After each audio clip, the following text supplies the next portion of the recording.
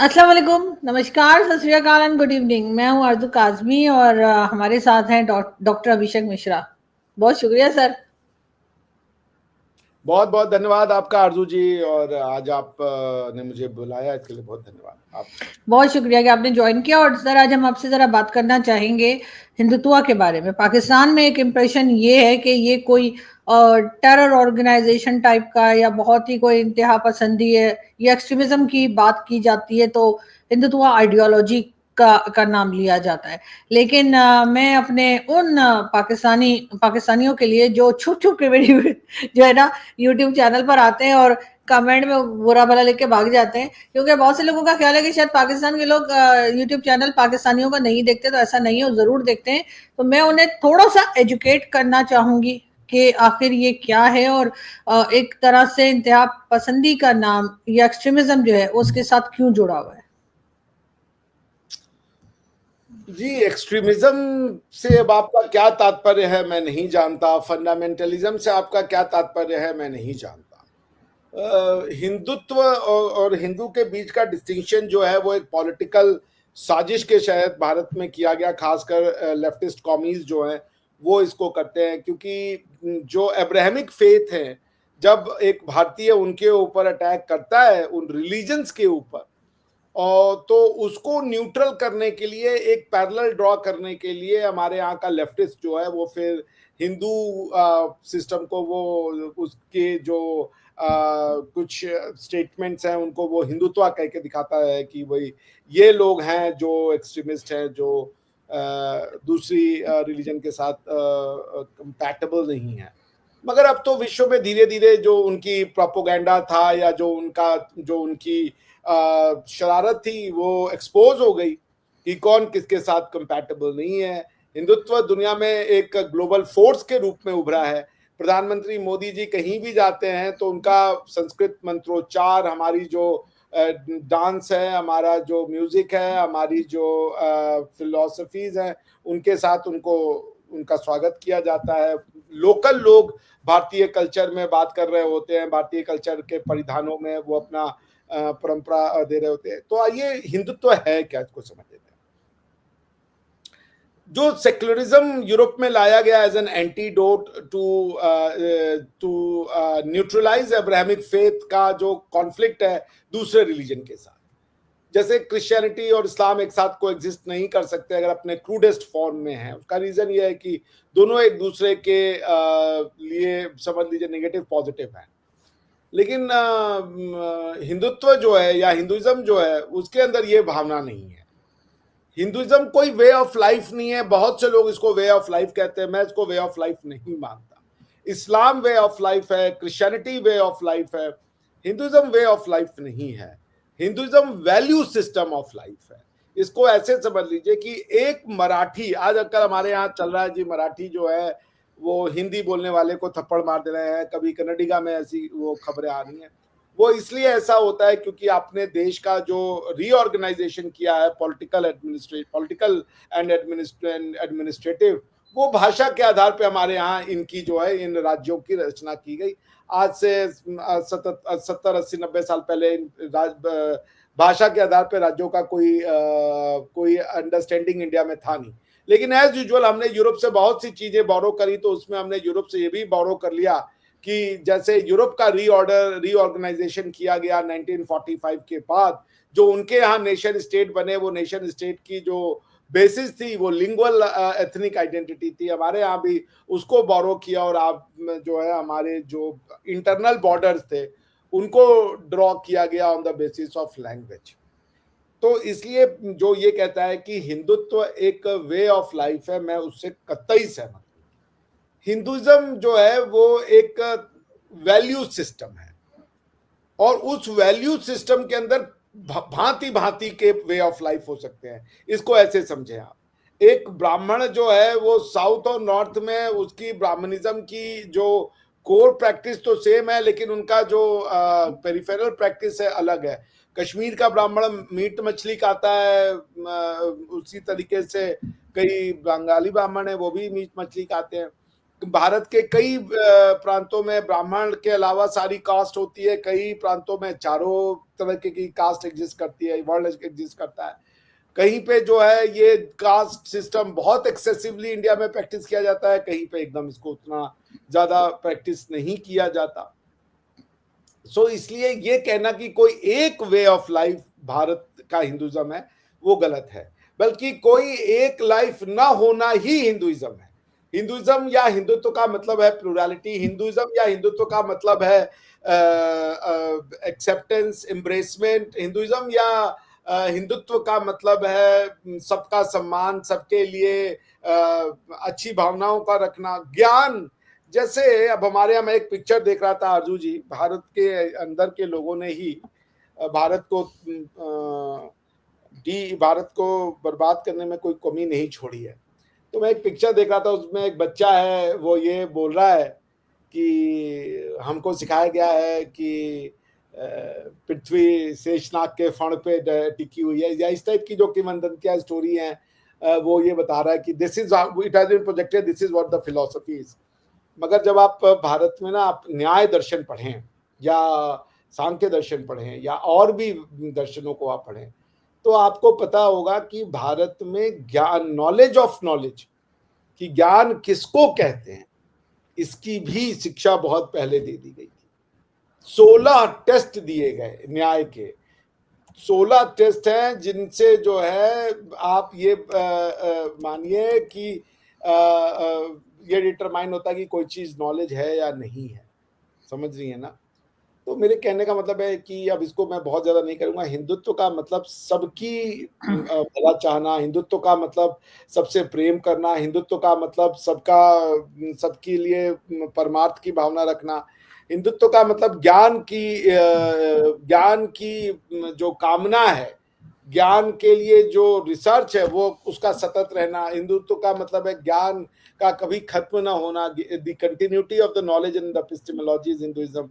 सो Hinduism है क्या, ये बहुत टफ है बताना। It's not a way of life, क्योंकि इंडिया खुद ही इतना प्लूरल है कि कोई एक वे ऑफ लाइफ नहीं है। हिंदू, अगर भारत में 40% लोग वेजिटेरियन है तो 60% लोग नॉन वेजिटेरियन। भारत में आपको प्लांट बेस्ड फूड खाने से लेकर के चूहा दिमक खाने वाले तक लोग मिल जाएंगे। भारत में आपको आर्य समाज जो कि मूर्ति पूजा का विरोधी है, उससे लेकर के चूहे को पूजने वाले तक लोग मिल जाएंगे। तो एक कोई अगर ये कहता है कि ये वे ऑफ लाइफ है तो गलत है। ये वैल्यू ऑफ लाइफ, ये एक सोचने का तरीका है और उसको जीने का तरीका नहीं है। सोचने के तरीके के हिसाब से आप अपने जीने का तरीका स्वयं बना। जैसे भक्ति है, अब अब्राहमिक फेथ में भक्ति का मतलब क्या है भाई, कि जो अल्लाह या गॉड ने दे दिया है उसको हूबहू फॉलो करो, वही तरीका है गॉड को पाने का, और कोई तरीका नहीं है। The only test is that God ने लॉ दे दिया है, उस लॉ पे चलो, that is the only way you can go to the God, और गॉड तुम्हारे को ऐसे ही टेस्ट ले रहा है। लेकिन हमारे अब हिंदुत्व क्या है, हिंदुत्व कहता है कि भाई तुम्हारी भक्ति जो है वो कई प्रकार की हो सकती है। यदि तुम ऑफिस जाते हो और सेवा कर रहे हो लेकिन मंदिर नहीं जा पा रहे हो तो वही तुम्हारी भक्ति हो गई। तो सर ये क्यों बार बार कहा जाता है हिंदुत्व आइडियोलॉजी लेकर भारत चल रहा है मोदी जी के आने के बाद से, तो इसलिए भारत में जो है वो लोग बहुत ज्यादा एक्सट्रीमिज्म बढ़ गई है, इस किस्म की बातें क्यों की जाती हैं? ये सिर्फ पाकिस्तान में नहीं, आपकी अपनी कंट्री में भी बहुत से लोग करते हैं। तो बिल्कुल हमारी कंट्री में नहीं। देखिए हिंदुइज्म, जैसे मैंने आपको बताया, ब्राह्मिक फेथ की खास बात ये थी, अब इसकी शुरुआत आपको इंडियन में नहीं मिलेगी। ये जो दो आइडियोलॉजीज हैं, Marxism and communism and Islamism, इसकी वजह से ये दोनों इससे नफरत करते हैं। भाई देखिए, मैं ना अभी कई चैनलों पे बैठता हूँ, जब पाकिस्तान के कुछ जो आर्मी के रिप्रेजेंटेटिव होते हैं तो उनसे अगर इस्लाम पे कुछ भी कहिए ना तो वो गुस्से में आ जाते कि नहीं देखिए ये तो ऐसे कह रहे इस्लाम के बारे में। लेकिन आप सोचिए, हमारे यहाँ लोगों की खाल खिंचवा ली जिंदा कि तुम कन्वर्ट हो जाओ, लोगों को कढ़ाई में बैठा के उबाल दिया कि तुम अपना रिलीजन और अपनी विचारधारा छोड़ दो। आप समझ रही हैं ये कितना आपको कोई जरा सा वो बात कर दे रिलीजन पे तो आप इतना छनक जाते हो। लेकिन यहां पे आपने लोगों की खालें उतरवाई हैं, मंदिरों को तोड़ा है। तो उन्होंने वो इस सिस्टम को पसंद नहीं करते हैं, एक इनहेरेंट नफरत है उनके अंदर कि ये क्यों टिके हुए हैं ये लोग, तो वो हमारी तारीफ कैसे करेंगे? एक रेजिलियंस दे रहा है ना भाई। एक विचारधारा है कि भाई मूर्ति पूजा हर तरीके से बेमानी है और मोनोथीज्म, वो मोनोथीज्म भी नहीं है जिसको वो देखिए आरजू जी, दुनिया का बेस्ट मोनोथीज्म दिया किसी ने ना तो हिंदुत्व ने दिया। हिंदुत्व मोनोथीज्म की बात करता है। मोनोथीज्म क्या है? एकम सत बहुधा विप्राहा वदंती। इसमें 3 सूत्र हैं, 3 फॉर्मूला है। क्या? कि सत्य एक है, विद्वान जन दूसरा हो गया, विद्वान जन, और उसको कई प्रकार से बता सकते हैं। इसको ऐसे समझे तो पहली बात की विद्वान हमेशा आते रहेंगे, तो ईश्वर जो है वो विद्वान का रूप लेकर के आ सकता है। उसके बाद यह है कि उसको कई प्रकार से बताया जा सकता है, बुद्धिज्म, जैनिज्म, सिखिज्म, इस्लाम, क्रिश्चियनिटी, यहूदिज्म, सब हो सकता है। अब आप आरजू काजमी है, आरजू जी, ठीक है, आप एक हैं, मगर क्या आपका सबके साथ ट्रांजैक्शन सेम हो सकता है? नहीं। जो काम आप अपने बॉयफ्रेंड के साथ कर सकती हैं, क्या वो अपने पिता के साथ कर सकती हैं?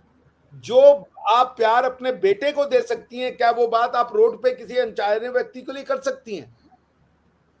तो एक ही आरजू काजमी के ट्रांजैक्शंस अलग हैं। किसी की माँ, किसी की बहन, किसी की बेटी, किसी की वाइफ, किसी की गर्लफ्रेंड, किसी की दोस्त, किसी की आप प्रोफेशनल जो भी आपका वो। तो ये बात जो है ना, ये समझ ही नहीं पाते हैं। तो अब आरजू काजमी के कई अवतार है ना। आरजू काजमी अपने पिता की सेवा कर रही है तो वो आरजू काजमी का एक रूप है। वो बेटी है वहां पे आरजू, अपने दोस्तों के साथ घूम रही हैं तो वो दोस्त है आरजू। तो ये जो है ना manifestation of plurality of unity, unity के अंदर प्लूरैलिटी को ये समझ नहीं पाए यहूदी। अगर ये समझ जाते ना तो आप प्रॉब्लम यहां तक नहीं होती। मैं यहूदी इसलिए कह रहा हूं क्योंकि बाकी तो बोरोड है दोनों जगह पे, इन्हीं से उठाया गया। सो ये भारत ने नहीं किया। भारत में ड्राफ्टिंग इतनी सुंदर थी, उन्होंने भी कहा सत्य एक है। सत्य कहा, पहली बात तो भगवान नहीं कहा, अल्लाह नहीं कहा, उन्होंने कहा ट्रूथ इज वन। फिर उन्होंने कहा कि उसको विद्वान जन। तो अब इससे क्या हुआ कि कई विद्वान आते रहेंगे, कोई विद्वान का अंत नहीं होगा। ये वाले विद्वान के बाद अब कोई पैदा हो जाए, कुछ भी हो जाए, वो विद्वान नहीं होगा क्योंकि ये लास्ट विद्वान है। ऐसा नहीं है। Continuity of the intelligent and the saints and the avatars will keep coming as the need comes. The विद्वान विप्र जो है, जो ज्ञानी होगा, वो आता रहे। तो जब आप किसी को कह दिए ये सर्वोच्च ज्ञान है, अब इसके ऊपर ज्ञान नहीं जा सकता, तो आप सोसाइटी को आइडल बना देती है। लेकिन भारत सोसाइटी को आइडल नहीं बनाता, क्योंकि कोई भी ज्ञान फाइनल नहीं है। हर ज्ञान के, इसी को साइंस कहती हैं आप। That's why Hinduism is science. Because what is science? Science is no finality of any knowledge is science. Science का सीधा definition क्या है? That every knowledge is challengeable, every knowledge is subject to change. Nothing is permanent. Only change is the constant. Same with the Hinduism. तो ये जो Marxism की theory आई, marks ने कहा, मैं आपको अभी पढ़ा दूं, अगर आप मुझे देंगी तो मैं हर चैनल पे पढ़ाता हूं, आपको भी पढ़ा दूंगा। कार्ल मार्क्स ने क्या कहा इंडिया के बारे में, वो क्या। और जो लोग कार्ल मार्क्स को, मैं कुछ ला रहा हूं, इसको शेयर कर दीजिए। ये जितने बार इसको बोला जाए उतना कम है, ताकि लोगों को समझ में आए कि ऐसा क्यों कर रहे हैं, जो आपका प्रश्न है। ये आपको दिख रहा है जी? देखिए, ये 10 जून 1853 को कार्ल मार्क्स ने लिखा है। इसका नाम है the British rule in India. New York Herald Tribune में लिखा गया इसको, ठीक है? पढ़ लिया आपने? जी जी, दिख रहा है, मैंने बड़े स्क्रीन पे कर दिया है।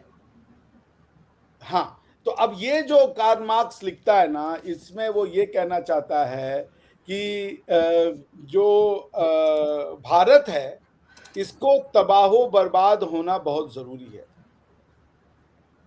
ये दूसरा आर्टिकल उसने लिखा, the future results of British rule in India. इसको पढ़िए, मैं आपको सिर्फ ये सेंटेंस पढ़वाता हूं। England has to fulfil a double mission in India. वो कह रहा है, ये आदमी सारी जिंदगी इंपीरियलिज्म का विरोध किया। देखिए क्या लिख रहा है भारत के लिए Karl Marx. England has to fulfil a double mission in India. England को भारत में 2 मिशन को पूरा करना है। पहला destructive, one destructive, the other regenerating the annihilation of old Asiatic society, ठीक है, and the laying of material foundation of western society in Asia.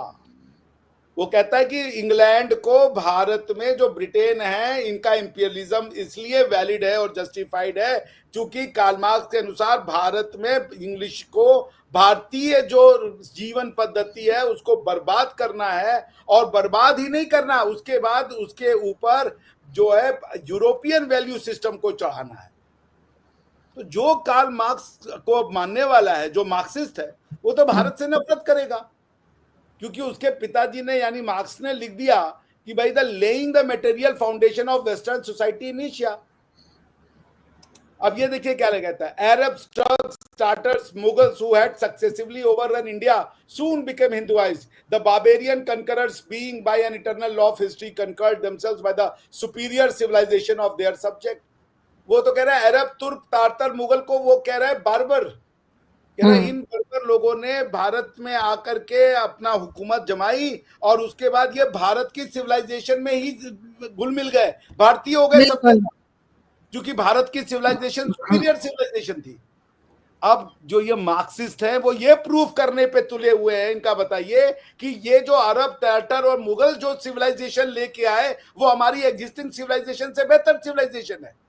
आप देखिए मार्क्सिस्ट होकर के मार्क्स खुद कह रहा है कि Indian civilisation was superior than the Arabs, the Turks and the Mughals and the Tatars, लेकिन भारत का मार्क्सिस्ट कह रहा है कि जी मुगल की आर्किटेक्चर, मुगल का जी ये वो अपने पिताजी के द्वारा लिखी की बात को विरोध कर रहा है। ये है हिंदुत्व को बदनाम करने की साजिश। लेकिन सर बहरहाल हिंदुत्व जो है वो हरगिज एक, ये जो हमारे यहाँ बात की जाती है और हिंदुस्तान में भी कई लोग बात करते हैं, जो मेरा पहला जैसे मेरा सवाल था या जो मैंने पूछा था आपसे कि उसका ताल्लुक इंतहा पसंदी से या एक्सट्रीमिज्म से नहीं है और वो ये सब कुछ नहीं सिखाता। इंतहा पसंद है, मगर इंतहा पसंद क्या है? देखिए अगर आप इनको हराना चाहिए, दूसरे तमाम लोगों को अपने से मतलब नीचे रखना या उनको प्रेशराइज करना या उनको छोटा समझना या करना, ये चीज जो यहाँ पे बात की जाती है, मैं यही बताने की कोशिश कर रही हूँ कि ये एक गलत डेफिनेशन है जो लोगों के दिमागों में डाली गई है।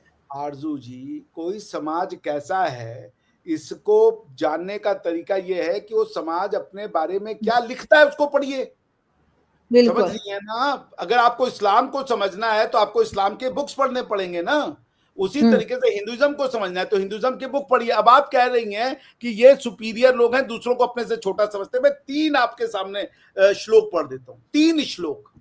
क्या है भाई? अहम निजः परोवेति गणना लघु चेतसाम उदार चरिता नाम तू वसुधैव कुटुंबकम। जो कह रहा है कि तेरा मेरा करने वाले लोग छोटी मानसिकता के होते हैं। जो ये कह रहा है कि सर्वे, ये वाला आपने सुना ही होगा, सर्वे संतु सुखिना सर्वे संतु निरामया, सुना है कि नहीं सुना आपने? नहीं, इससे पहले वाला सुना था। ये भी हम आपको बता देते हैं। अब देखिए समाज क्या लिख रहा है, इससे इसी से पता, ये दुनिया क्या कह रही है जाने दीजिए, इन्होंने तो सब हमारे बारे में झूठ फैला रखा है। सर्वे भवन्तु सुखिनः सर्वे संतु निरामया सर्वे भद्राणि पश्यन्तु मां कश्चित् दुर्भाग भवे ओम शांति शांति शांति। इसका मतलब सभी सुख हो। कह रहा है ब्राह्मण सुखी हो, कह रहा है कि हिंदू सुखी हो, कह रहा है कि अरब दुखी हो, नहीं कह रहा है सभी सुखी हो, सभी रोग मुक्त रहे, सभी मंगलमय घटनाओं के साक्षी बने और किसी को भी दुख का भागी ना बनना पड़े। क्या कह रहा है कि ये हिंदू को छोड़ के सबको दुख का भागी बनना पड़े? नहीं, लेकिन मैं जी नहीं, मैं भी यही मैं आपसे कह रही थी कि आज के ये शो करने का जो मकसद था वो भी यही था कि लोगों को सही बात समझ में आए और जो एक नेगेटिविटी बात की जाती है। 10 सेकंड आपसे 10 सेकंड। देखिए आरजू जी, कल मैं आपसे बात कर रहा था, परसों उसके पहले भी मैंने आपको बताया कि कुछ आइडियोलॉजीज ऐसी आई जिन्होंने ये कहा ना कि उनका मोनोथिज्म ये था कि एक तो कि हम सही है, दूसरा गलत है। तो उन्होंने हमें गलत साबित करने के लिए हमारे बारे में ऐसा झूठा प्रचार साबित किया जिससे कि हम परेशान हो गए। लेकिन सत्य जीतता है। आज पूरे यूरोप में योग उतना पॉपुलर हो चुका है कि आप सोच नहीं सकती।